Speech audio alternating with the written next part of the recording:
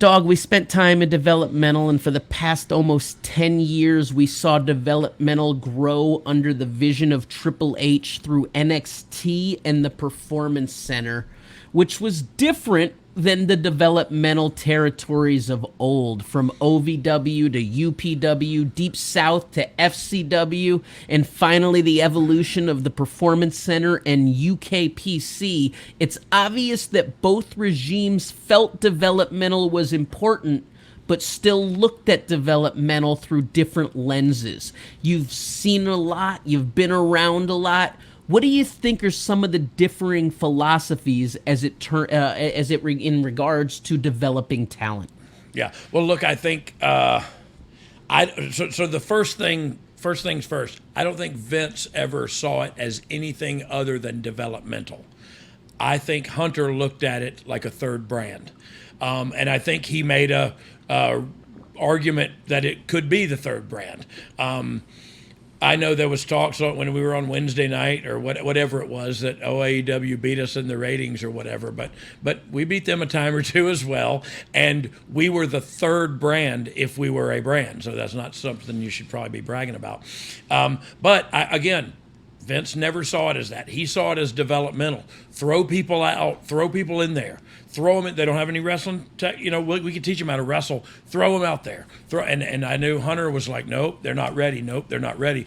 Well, you saw right before we got released, we started chunking people at the screen, and now you look on there, and there's people I'd never seen before, and I was just fired a few months ago. It feels like, but there's people I'd never seen before already on TV, and I'm just going like, holy mackerel. So I do think they looked at it totally differently. Hunter looked at it as something that may possibly draw money in the future, and maybe you could go on these road trips and piggyback off the big pay-per-views with all the takeovers and stuff. And look, they were all a financial success. So I can't argue with the fact that he saw it as a third brand, but I think, again, Vince saw it totally as we're developing talent down there. It doesn't have to be good. It doesn't have to be episodic television. Just get the guys on TV. Show me who sticks. You know what I mean? Throw it all at the wall and see who sticks. So I think Hunter's about preparation and Vince is about show me what you got. You brought up a lot of the new names that NXT 2.0 threw out there. I have a feeling you don't necessarily tune into the network to watch Level Up, but I'm curious if a clip from last week made it across your social feed.